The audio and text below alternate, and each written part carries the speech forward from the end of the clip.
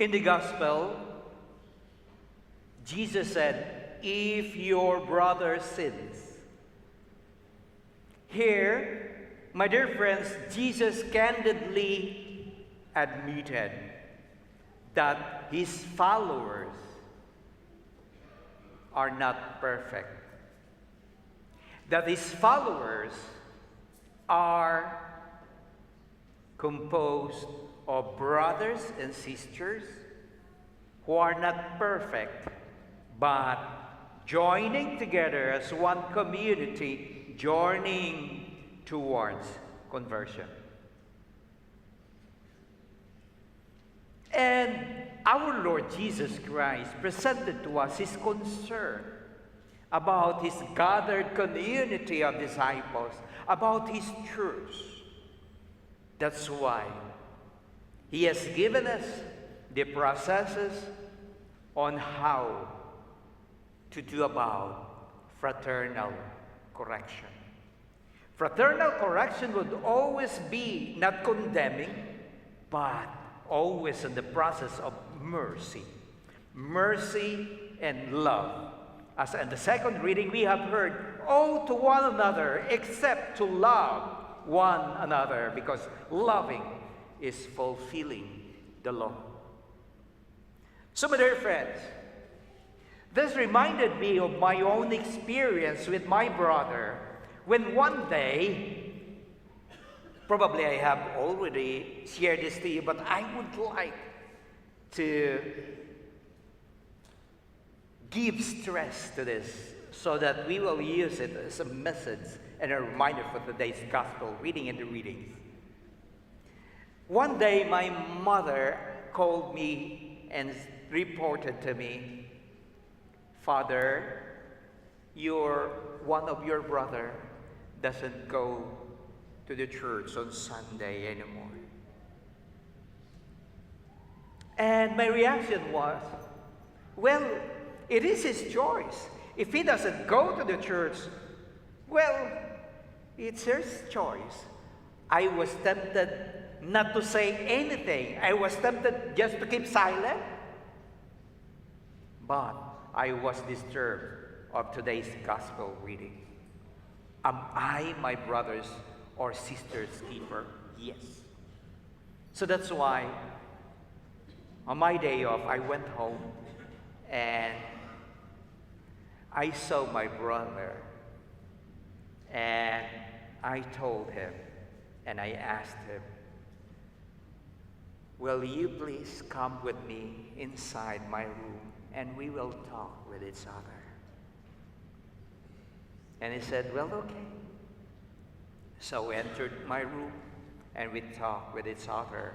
And I told him, Noy, that's how I called him. It's, a sweetest calling for your elder brother, because he is my elder brother and I am his younger brother. I hope he will listen to me.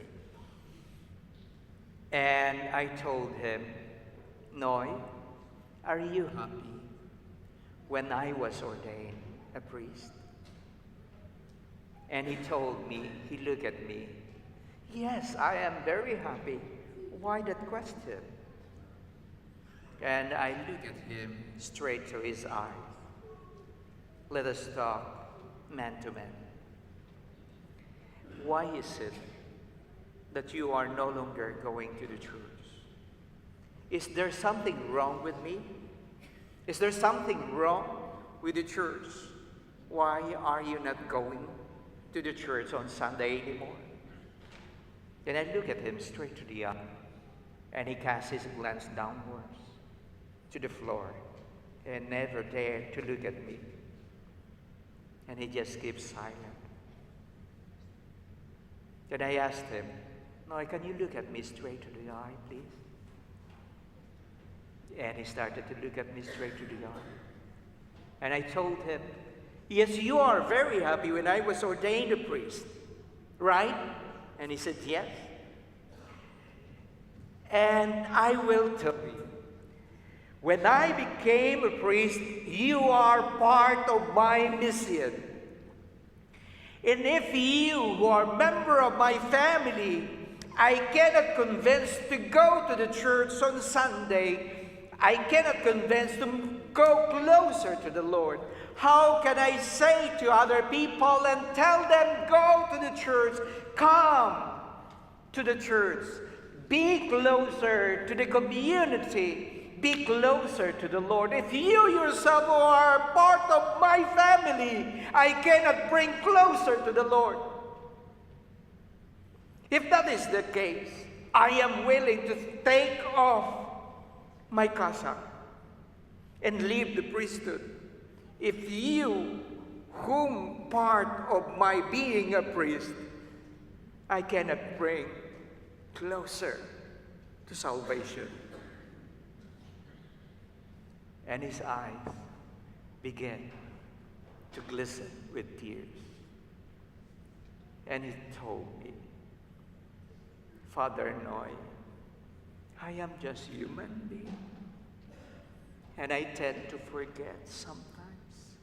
Thank you for reminding me.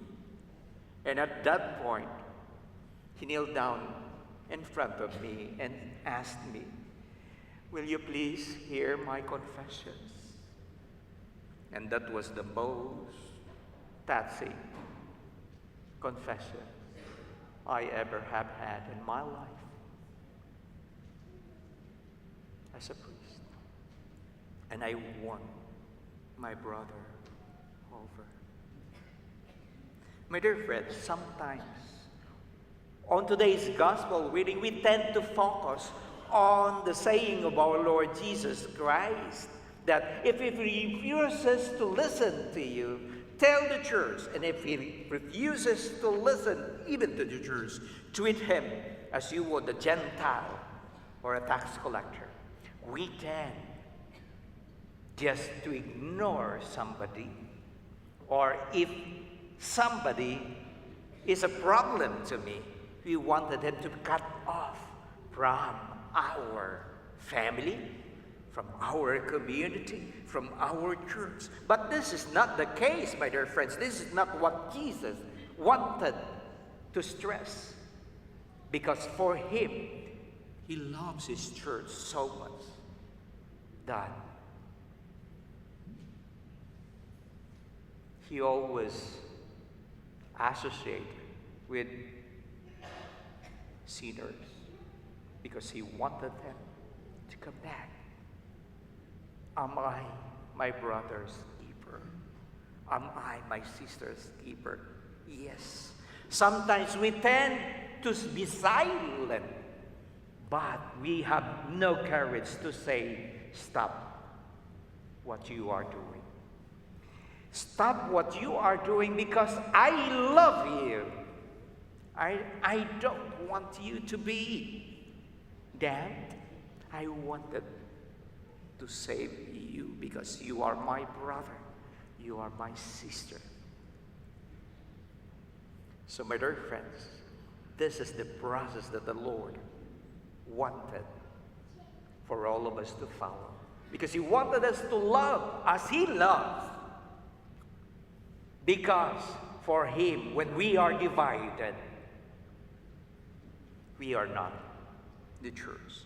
Because for him, the gathering of community of disciples is the gathering, is the sign of his continued presence, the Emmanuel. Where 2 or 3 are gathered in my name, there am I in the midst of them. He doesn't want division. He wanted unity, oneness, one faith.